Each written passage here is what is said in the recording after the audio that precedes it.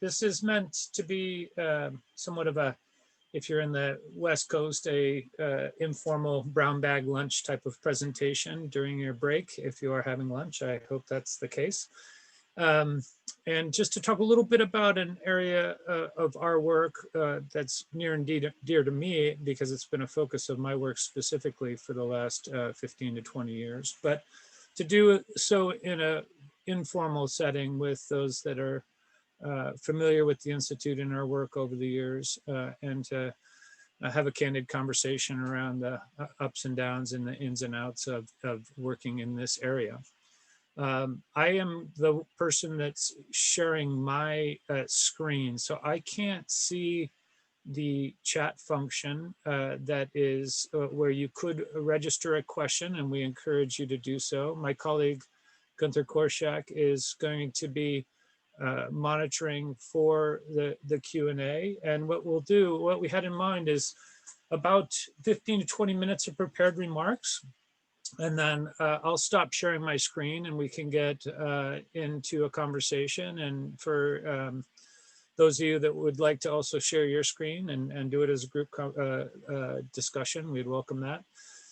It's certainly not required, but we'll field as many questions and explore as many topics as time will allow. We have set aside a full hour, so that should allow for a fairly robust discussion.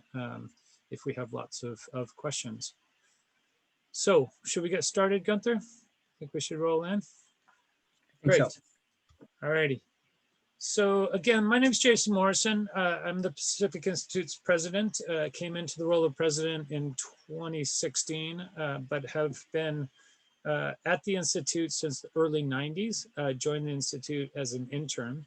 And before becoming president was served as the director of the corporate sustainability program, which is where a lot of the work that we did with the business community on water and climate originated and has grown over the years. But when we talk about mobilizing the business community, what do we mean by that? And I just want to start with a list that describes how we think we as the Institute mobilize businesses. What are we doing that is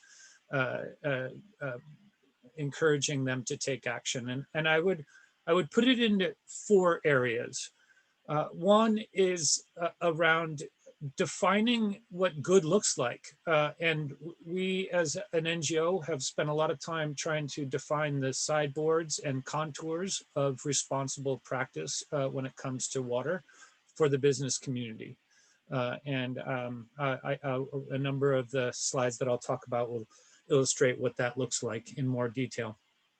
But we've also tried to understand what are the pain points that companies face when it comes to managing water better, and to develop tools, typically open source tools that can be used by any company to try to uptake that best practice that we are promoting.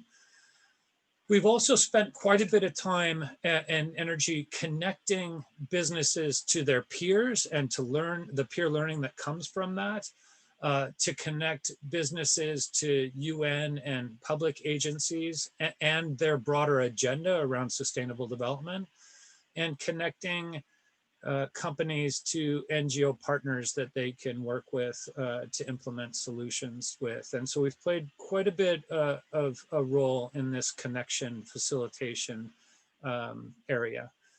And then lastly, we have been somewhat of a partner in innovation in a number of cases. When we have done work that's on the leading edge, oftentimes the methodology that we use to pursue the work is through pilot testing a new idea and seeing what we learn from that. And we've worked with a number of companies in a number of different areas, just learning by doing. And then if there's efficacy to the approach, we'll look to scale it from there. So those are the types of ways that we feel we have been able to mobilize businesses on water and climate. But let me back out a little bit and talk about the water challenge and businesses' role in being a part of the problem, but also part of the solution. Many of you will have seen charts like this that illustrate that when it comes to water resources, there's lots of it globally, but very small percentage, less than 1%, that's actually really usable by humans. Quite a bit of it's in the form of salt water, and then a lot of the fresh water is either frozen or in inaccessible groundwater aquifers, leaving a very small percentage that's useful for human use. And then when we do look at that human use, the lion's share goes to agricultural production, and then the next largest user being industry and manufacturing. But when you look at that agricultural piece, yes, it's true that a fair amount of that water is rain-fed smallholder agriculture, but it's also the case that a significant portion of agricultural water use comes through global supply chains of food and beverage companies and apparel companies, for that matter, when it comes to cotton. So a lot of reach across these domains of water use by the business community. And we're going to be adding about 1 billion people between 2015 and 2030. And with that growing population is growing demand for water, either directly or through products and services that require water, food and energy being two of the largest water-related consumers. And of course, the business community having a key role in those areas as well. WRI's most recent estimates show that with current trends, by 2030, we will have a global imbalance between supply and demand, with demand outstripping supply by almost 60%, if nothing changes, which is a startling number for all of us, but very much for the business community as well. And yet we're already seeing day zero in a number of regions that makes the news with increasing frequency. And there are many other cities that are vulnerable to shortages in water supply, which has major disruption for those communities, obviously, but also for the businesses operating in those regions. And water risk has long been understood by businesses as a key issue. This is a summary of the major societal risks that have been identified by leaders in business and is reported annually through the World Economic Forum's Societal Risk Report. And you'll see here for a number of years now, when it comes to measuring the impact of risks, that water's been in the top 3 for a number of years, and even the subsequent years in 2017 or 2018 and 2019, this was the case as well. So this is recognized as an issue.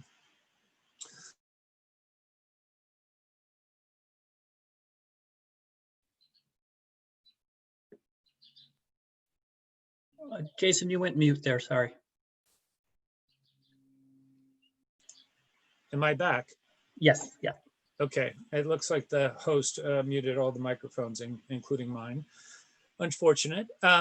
So what I was saying is the business community has long recognized this, and the leading companies in business have advocated for a comprehensive view to water. They explicitly advocated for a standalone goal on water as we developed the Sustainable Development Goals that were codified by the UN in 2015.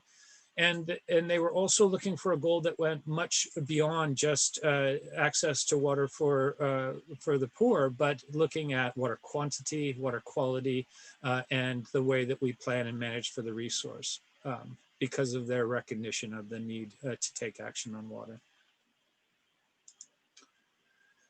And we have been involved in working with some of these leading businesses through a partnership that we've had with the UN Global Compact. And I'll talk a little bit about what the UN Global Compact is. But in 2007, there was an initiative that was launched called the CO Water Mandate. And this initiative is a commitment platform on water, whereby the companies that joined this initiative committed to taking action in the 6 areas that are defined in these boxes, in their improving water efficiency and pollution reduction in their direct operations, working with in their supply chains, taking a collective approach towards addressing water challenges, engaging in public policy, engaging with their communities where they have operations, and being transparent around their performance on water. So those are the commitments. Today, we have roughly 180 companies that have joined the SEAL Water Mandate and that report annually their progress against these commitments. And the Institute entered into a partnership with the UN Global Compact, going back to organizing the first meeting of this initiative in New York at UN headquarters in 2008. And ever since have served as the operational arm, the secretariat for this initiative, which has included everything from organizing the events to developing the work, the programmatic work, and driving the collective action that's come out of the initiatives that we've created. So it's been a very important partnership for us. The Global Compact itself is the largest corporate sustainability network in the world. There are 11,500 companies globally that adhere to UN principles on human rights and labor practices. And this is the water initiative housed therein. Of course, it's impossible to get all 150 logos on a single screen, but here's a subset of the companies that are involved in the mandate, and perhaps just calling attention to a couple of things here. One is the broad diversity of industry sectors here. We have pharmaceutical and food and chemical and extractive companies, fast-moving consumer goods, apparel, so quite a range. And while predominantly these companies are headquartered in the Northern Hemisphere, in Europe and North America, there are quite a few in the mandate that are headquartered in Asia and Latin America and Africa as well. So how have we been supporting? And this gets back to one of the items that I talked about with regard to mobilizing the business community. We've produced over the 13 years that we've been supporting the SEAL Water Mandate quite a few publications, and we've developed a number of tools. And I'm just going to give you a really quick scatter shot of a few of them so you can get a sense of the range. So in 2010, we did a good practice guidance on what it means for businesses to responsibly engage in water policy locally. One of the hardest things for companies to get their head around is to who to partner with and how to establish expectations in these partnerships and to scope them. And so we developed a how-to guidance for companies that were beginning to look at partnering with external organizations. Once the UN had developed a human right to water and sanitation, we developed a best practice guidance on what companies can do to make sure they respect the human rights to water and sanitation. We partnered with the Water Integrity Network to come up with a good practice guidance on how companies can manage high integrity water stewardship initiatives. This is addressing a concern around how some of these initiatives are subject to power asymmetries, resource asymmetries, and the concerns around policy capture, and therefore came up with a framework and some practical actions on how companies can make sure that they maintain high integrity collective action. There's a recent piece of work with these organizations listed on this title around how companies can think about taking a local approach to water and setting targets and their investment strategies according to what the key issues are in that particular basin or river catchment. In terms of tools, we developed a tool called the Water Action Hub, which is, I guess you could think of it a little bit as an eHarmony for water, whereby stakeholders can find other organizations that they would like to partner with in different parts of the world.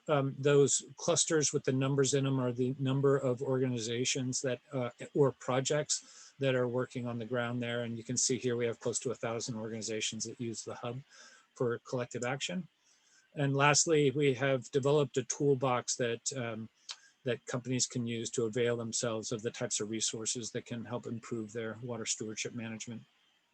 We're currently partnering with McKinsey and Company to develop a interactive benchmarking tool that will allow companies in real time to benchmark their performance on water stewardship vis-a-vis industry peers. And then this year we've launched an initiative called the Water Resilience Coalition. We launched it on World Water Day, and we're really excited about it.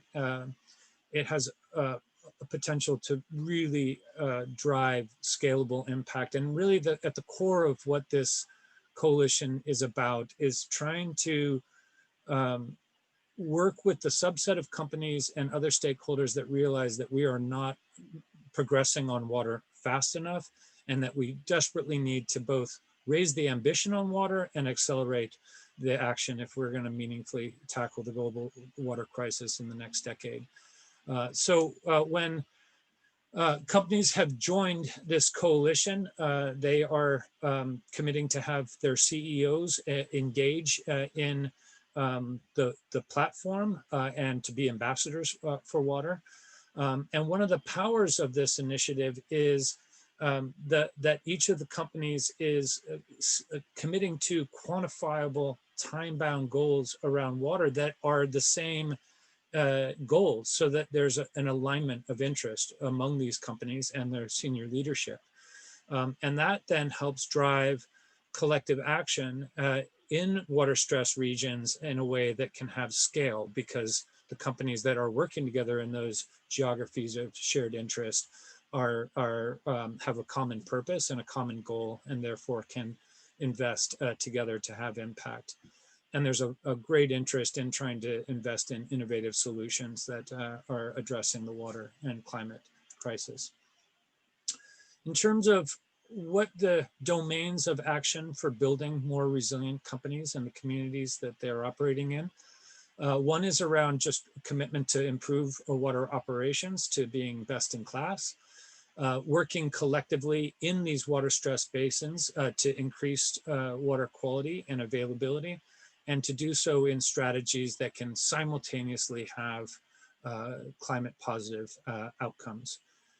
The issue of social inequitable distribution of water is a key issue that's being tackled by this consortium and is a part of the commitment, and then the need to advocate for accelerated change. So these are the commitments that the companies that join the coalition make. And one is this, this core concept about net positive water impact. So this, for those of you that follow the companies that have made commitments in the climate area to make sure that their emissions are in line with a 1.5 degrees Celsius future, this concept of net positive water impact is the water corollary for that. And the way that we're defining this is that companies that are making this commitment are going to address the 3 major dimensions of water stress: water availability, water quality, and water accessibility in any region that they have operations that are water stressed. And they get there through a combination of investing in their own operational efficiency and investing in basin health initiatives and to partnering with other organizations. The companies are also committing to improving their value chain through engaging their partners and to being vocal leaders to inspire other companies to join the coalition and to accelerate their own action. One of the reasons that we're really excited about the potential for this coalition to have impact stems from a recognition that even within the Global Compact, if you just looked at the 150 largest water users within the UN Global Compact, that accounts for 1/3 of global annual withdrawals. So really a huge opportunity to improve water outcomes globally by mobilizing the business community on this. And the Global Compact launched an initiative this year called the SDG Ambition. And what they are doing with this initiative is trying to get businesses to up their game so that we can achieve key SDGs that we are right now not on track to meet by 2030. And for the water goal, SDG 6, we were asked to try to define what does that look like to elevate the ambition. And as you can see from this, this reference guide, net water positive impact is the cornerstone of what companies can do to accelerate action. And so this is what the Global Compact is now reaching out to its membership to address. I wanted to say a few remarks around the work that we're doing here in California. I do believe a number of you reside here in California and might be just as interested to hear what we're doing locally. One is a collaboration that we, the Pacific Institute, actually initiated through an event that we organized in Los Angeles in 2014, I believe. And it was where we brought a number of companies that were in the Seawater Mandate together with other stakeholders to look at what could be done by working together to address water and key water challenges in the state. And the logos that you saw on that slide previously are the members of this coalition, and you can see it's a wide range of businesses and NGO partners that they've been working with on the ground projects. One of the really cool initiatives that we've been involved in is the work that we're doing within one of the regions. So the California Water Action Collaborative broke up into a number of regions where we could drive action. And the South Coast region is a location that we are co-leading with Target and an organization called the Bonneville Environment Foundation. And as co-leads, what we've been doing is trying to first take a look at what are the key issues in the basin that need to be addressed. And you'll see here that this report card is more or less just a dashboard that would help identify what those priority challenges that we should be focusing on here. And the red, you can see ecosystems, water quality, and water quality come to the top. And using that understanding of the basin diagnostic, we then in turn had a conversation with the members on what are the key issues for you as a member that you want to work on? What are the other co-benefits that you would like to see from those projects that you would be supporting? What are some of the key issues and criteria that you're thinking of when it comes to making a decision on what you would support? And therefore, what kinds of projects would we pursue? So we shepherded that conversation with the members of the consortium, and coming out of that process, this is what we landed on. It was really looking at projects that could increase water supply reliability and or protect ecosystems. Also looking to reduce greenhouse gas emissions and improve water quality to the degree to which we could find projects that have those co-benefits. And ultimately where we are now is the co-leads for the region are finding on the ground projects that could be supported by the members of the coalition to try to have impact and scale. So it's a really innovative way for getting a group of companies to work with a group of NGOs to have impact in a region. And my last slide here is about a project that we're doing in Northern California, working with a number of the tech companies that have put quite a bit of money into improving the water reuse and stormwater capture potential on their campuses. And in some cases, this has provided some stress on the pipe system or the region as a whole because of reductions in wastewater flows or on the water supply side. And so what we've been doing is facilitating a conversation between the companies that are making these investments and other stakeholders to try to see how do we optimize these so-called distributed water systems in a way that is optimizing the benefits both for the commercial and industrial companies that are making these investments on their sites with the broader regional interest to drive better water security and climate resilience in the region. So it's been a fascinating project. We've been working on it with Google and Microsoft and a number of the other QUAC members. So that's a quick review of some of the work that we've been doing with the business community over the last 15 years or so. What I'd like to do now, I think you guys all may technically be muted, but perhaps we can get the microphones turned off at this point. And I'm also gonna stop sharing my screen. And the degree to which folks would like to open this up and either ask questions or offer your insights on this work and how it connects to your interests would welcome. Gunther, when I was speaking, you're on mute now, but when I was speaking, did any comments or questions come into the chat function? Yes, and just a reminder that folks, you can if use the chat feature, or there is a Q&A feature if you'd like to drop an additional question or comment in. I have a couple from some anonymous entries, Jason, and one was related to the mandate, but I will also add in the California collaboration as well. And it was around the companies that have endorsed. And I know I know you mentioned that there's a wide range there, and we saw those in the logos. But is there do you have a sense, or is there a look at, is there a larger grouping of companies that have endorsed from a particular sector or from particular sectors for both the mandate now, and I would also add in the California collaborative is one question. Yeah. So I think that the industry sector that probably led on water initially, when in the early days of the water stewardship era, would be the food and beverage companies that I think were really not only understanding that they had risk in their own direct operations, but very much supply chain risks in their agricultural supply chains.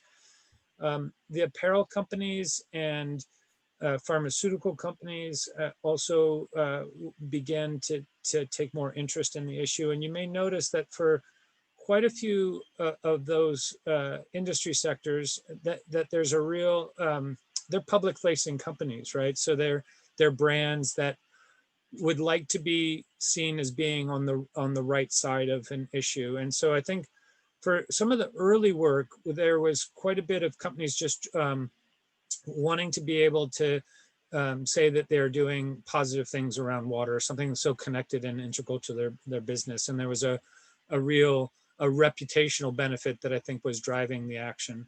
I think what's happened over the last 10 years or so is a lot more of a deeper understanding about how water is really linked to core business for a wide range of industry sectors, not just those that are consumer facing.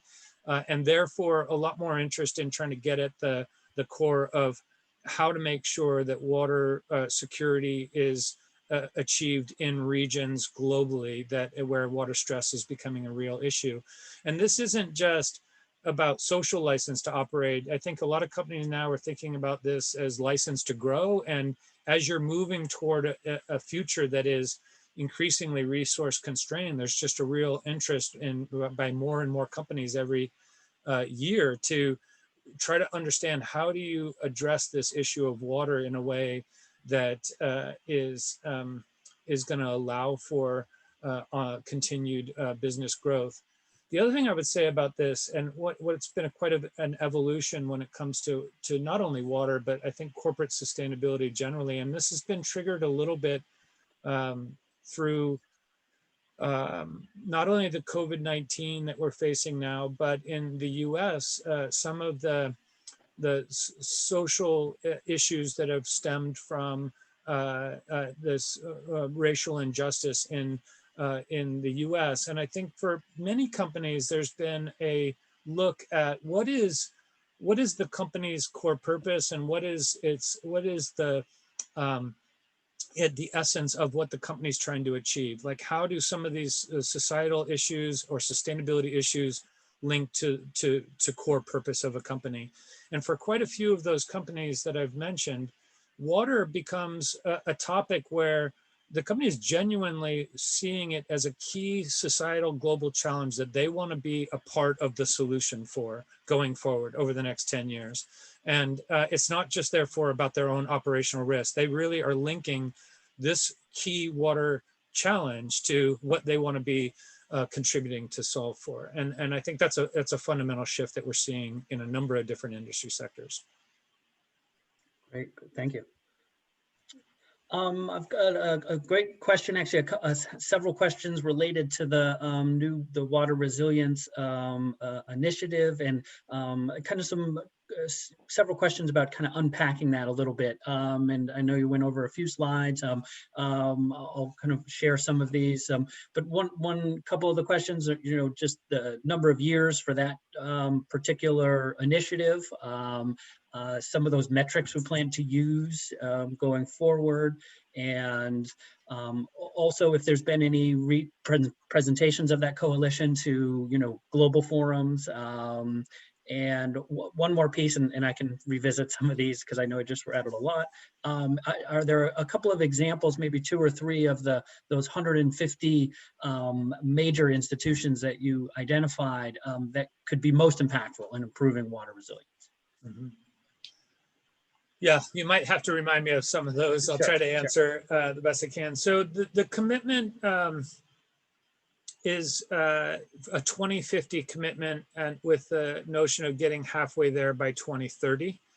And the 2030 time horizon aligns very well with the Sustainable Development Goals. And so a lot of work right now within the Water Resilience Coalition is around defining how we will measure impact against this 2030 ambition, but also 2050. And measuring impact is at 2 different levels. One is how are we going to measure the commitments that companies have made in joining the coalition so that we can make sure there's accountability and this doesn't become a greenwash exercise, because that would defeat the purpose, obviously, but also the impact of the coalition as a whole. And in that latter category, we are setting quantifiable goals for the coalition as a whole on the 2030 and 2050 time horizons. As in, for water access, sanitation, and hygiene, we will likely have a X million number of people that will have increased access to water and sanitation by 2030. And we were just talking to our colleagues at UNICEF today on what that number should look like in order for it to be both achievable but aspirational. And we will be setting other goals along those lines. In terms of how we're operationalizing the coalition's work, I had talked about collective action being a really key issue here and moving beyond just individual companies acting in these water-stressed regions. And so we are in the process, we are partnering with the World Resources Institute and the Nature Conservancy to use global data sets to try to prioritize the basins where the companies have a shared interest, and to understand for those basins, what are the key water challenges there, and how do we set some goals for those basins that we can then develop on the ground projects that get funded and that we can measure progress towards against that basin. And it's likely that we'll head into 2021 with about 5 or 6 basins that we'll be doing collective action work. We've already decided that the countries we'll focus on are the US, here in California, actually, and also in the Mississippi, in Mexico, India, South Africa, and Brazil are likely to be the countries where the first collective action work will land for the coalition. What were the other questions that I might have missed? I apologize, I didn't write them down. No, that's fine. There were several I pushed in there. An additional was just in terms of the coalition itself and when that got announced. What's been the kind of publicity kind of surrounding that in terms of presenting at global forums and major conferences and the like? Yeah, we've had, we did launch on World Water Day in a collaborative event with UN Water. For those that aren't familiar with UN Water, they are the coordination mechanism of any UN agency that has a connection to water. So that would include everything from, as I mentioned, UNICEF to the Food and Agriculture Organization, or UNDP, or the World Health Organization. So it's any organization in the UN system that touches water. And we did a joint event on World Water Day. We actually, at the end, decided not to do a lot of direct media outreach on the launch because of COVID-19 at the time. But since then, we've done a number of side events, including one at the UN General Assembly that just happened. We have a very high profile event that will be in November at the Race to Zero, which is the initiative of the UN FCCC that's mobilizing stakeholders outside of the member states that are focusing on climate. And we'll have a session there as well. So we've had a number of events. They're never as impactful, I think, as virtual events as they would be in person. But with COVID-19, quite a few of the events now have had to move to being virtual events. I do see a hand up from one of our attendees, Jennifer. If there's you're unmuted and able to raise that question.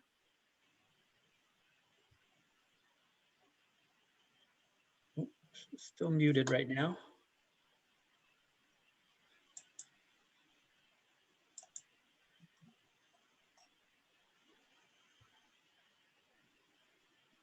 Jennifer, we're still, it seems that your microphone is still muted.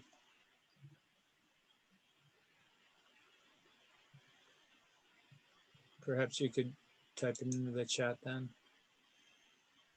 While we're connecting there, there was another question that, and you've mentioned basin a couple of times, and I was wondering if for maybe some that are not as familiar with how big is a basin scale, and maybe just some ballpark kind of how broad or region wide a basin might be. So river basins can be quite large, including the Mississippi River Basin, as you know, is half the United States, continental US. So, the challenges for a river basin that large are many, and they're pretty hard to solve just with a small group of stakeholders. What we're trying to identify is within these large river systems where water stress is really a key challenge for the region. Where within those basins is there a clustering of the member companies and stakeholders that we can work with to try to solve? So in Brazil, it's likely the water system around the Sao Paulo greater municipal area. In South Africa, it's around Johannesburg, where a major economic hub for the nation and for Southern Africa generally is in that what's called the Gauteng.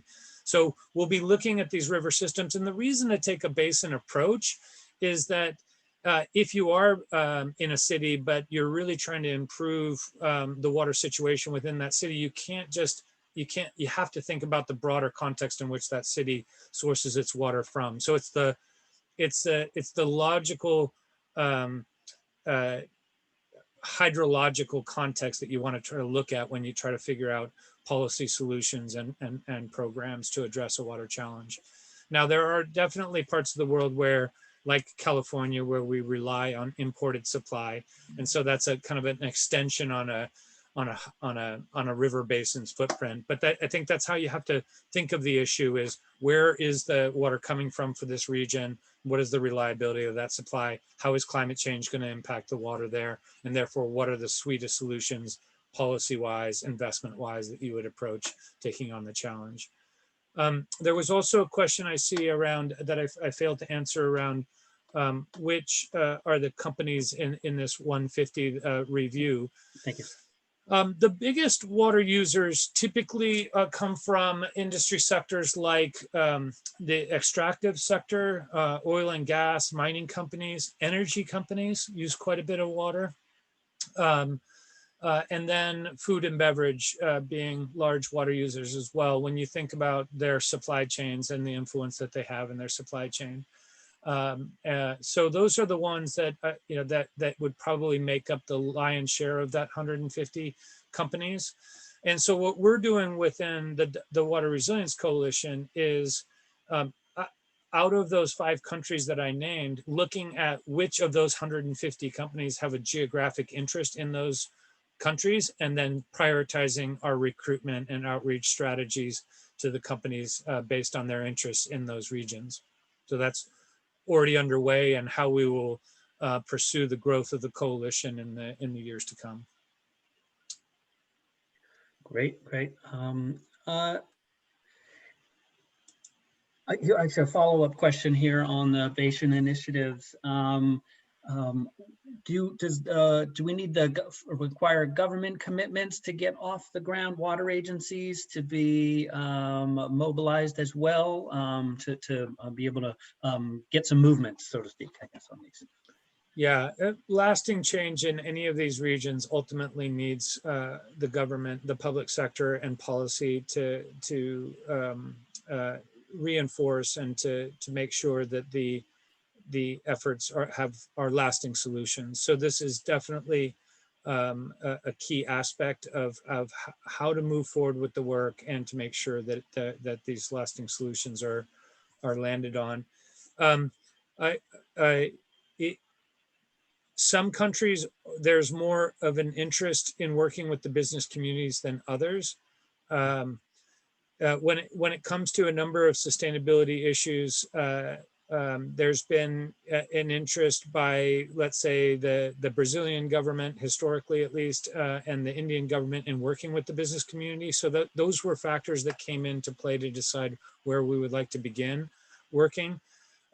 But the idea of improving the ability of the public institutions to set policy and plan and to invest appropriately in water infrastructure is really a key part of what this is about. So a lot of the companies that are looking to make investments in these basins, think of it as seed capital or seed investments, with the idea that that would catalyze or leverage investments that would come from the public sector, and that those the efforts to protect water resources would then be reinforced through the policy instruments and policy mechanisms of governments in those regions.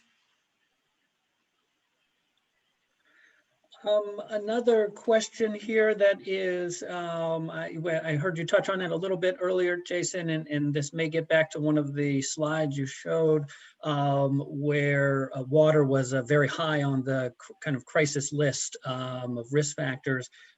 With what we're seeing with climate change and more over the years, has that been a game changer at all? Has there been different movement or different shifts in how the business community is looking at water with what we're experiencing and with climate change?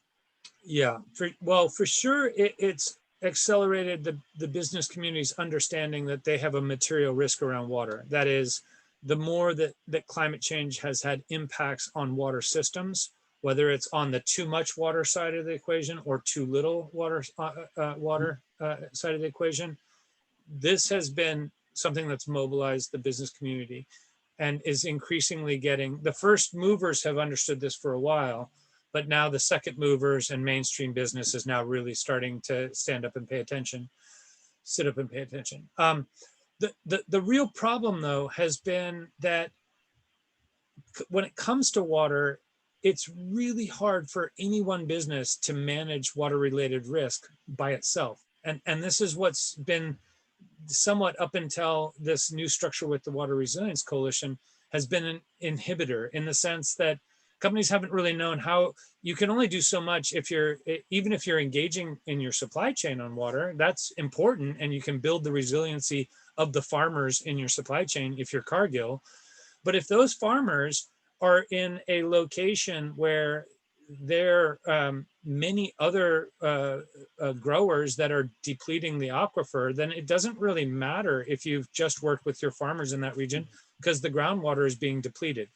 So once the companies that have been leading on these types of issues have realized you can't do this alone, even in your own supply chains, no matter how big you are, then it starts driving towards, well, what are the structures that allow us to partner with other organizations and other stakeholders in regions that are stressed and have impact against water stress in those regions?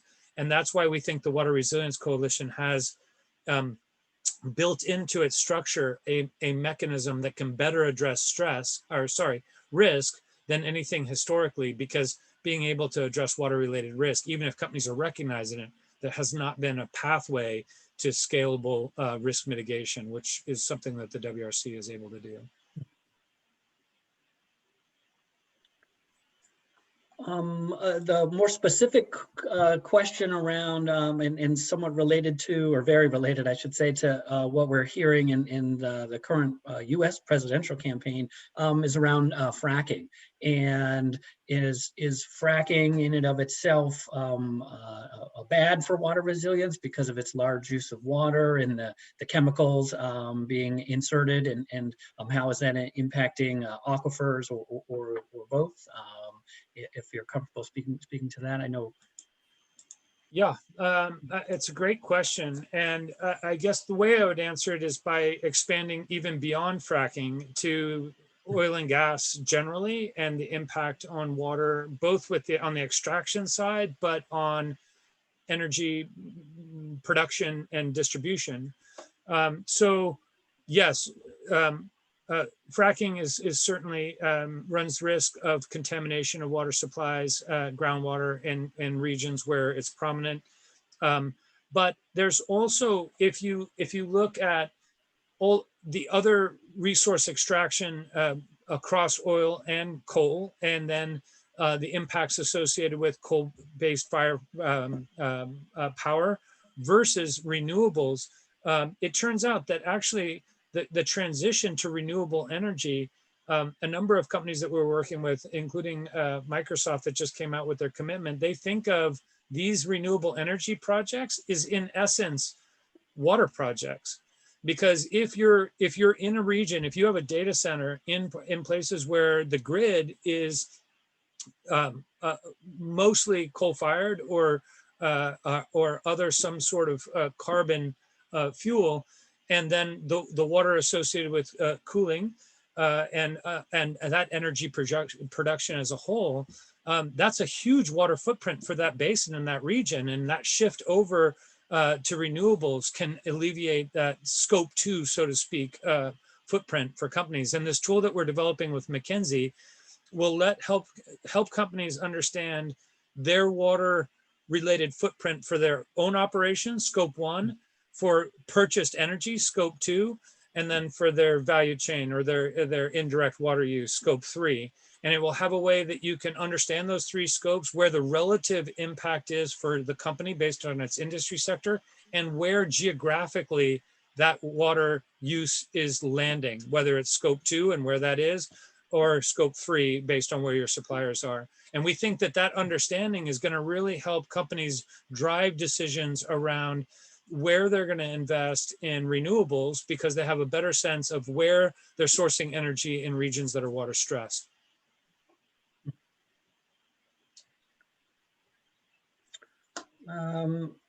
This question's kind of just touching on the COVID-19, and of course this is something that's impacting the entire world. Has that become an element of the work we're doing with the business community? Are they looking, or is that started to play a role in the same way as, has climate changed the game, as COVID changing the game in some respects, with some of particularly with water and climate? Yeah. It's certainly for a number of the companies that have been working on water for a long time, they have actually looked at water access, sanitation, and hygiene as a key aspect of their water strategy and their water programs. And they've done work on this area of WASH, as the acronym goes, water access, sanitation, and hygiene, for many years. But for many other companies, that's not been a priority of their focus on water until COVID-19. And now there are quite a few companies that are realizing the importance of investing in WASH solutions, not only for their workforce, but in places where their workers live. If they're in communities that don't have access to clean water, the risk associated with spread of COVID-19 is even more pronounced. So a lot of companies now that are prioritizing their actions and their investments in areas where COVID-19 is pronounced and where WASH is a challenge.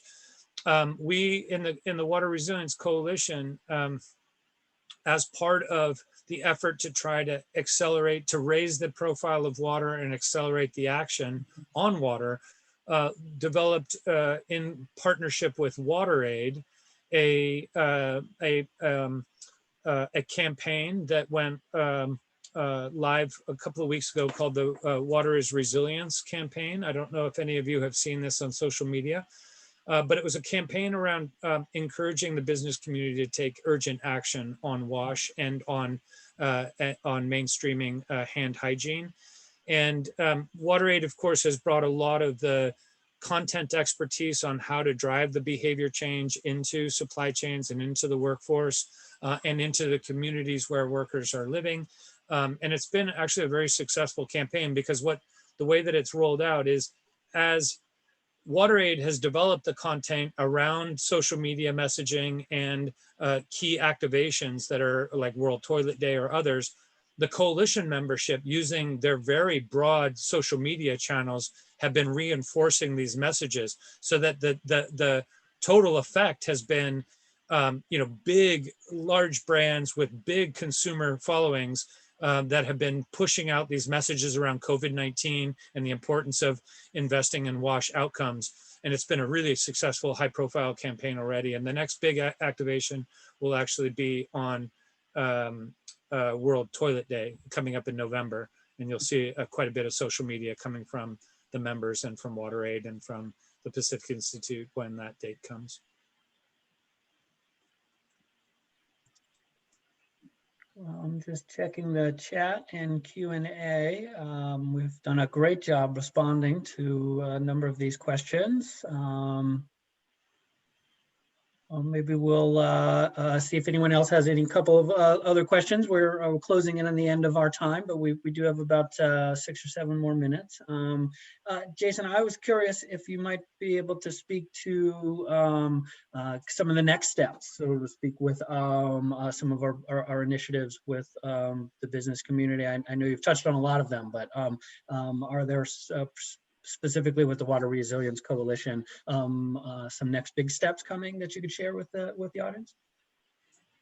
Yeah, so as I mentioned, the Water Resilience Coalition is going to start moving into on-the-ground action in priority regions. And what's really exciting for us at the Pacific Institute is the U.S. will likely be not only one basin, but 2 regions within the U.S. that are going to be areas where the coalition's going to be landing its work.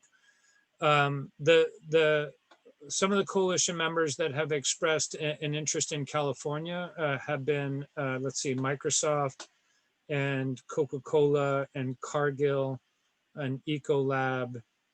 And there's another one, but I'm drawing a blank on the name, that wants to do work in the Sacramento, San Joaquin Valley and that region, investing in projects. And Microsoft just had a really a cool partnership with a local NGO called the Freshwater Trust. They have operations across the Western U.S.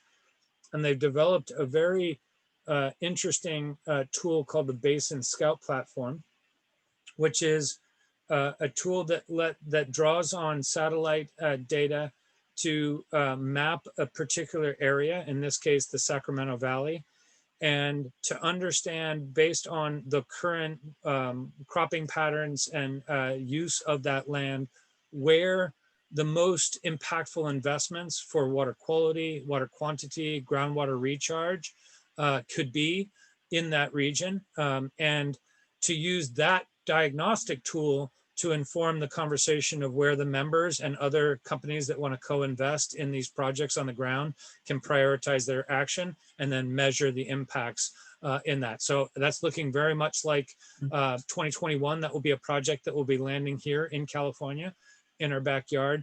The work that we're doing in the South Coast is very likely to scale to a statewide level. There's a project particularly around low-income housing and water that has a lot of potential to move across the state of California.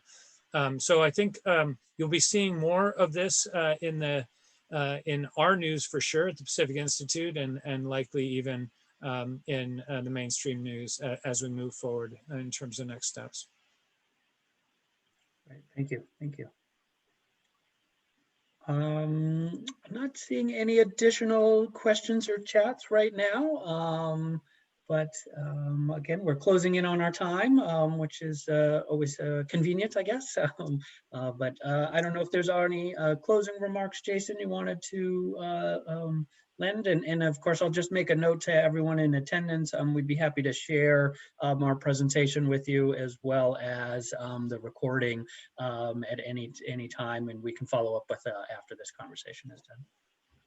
Yeah, I'll just say thanks for taking the time out of your busy schedules to be here today and to hear a little bit more detail what we're doing in this area.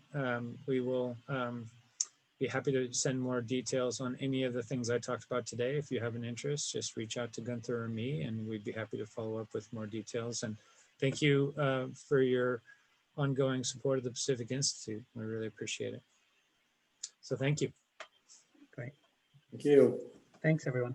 Take care.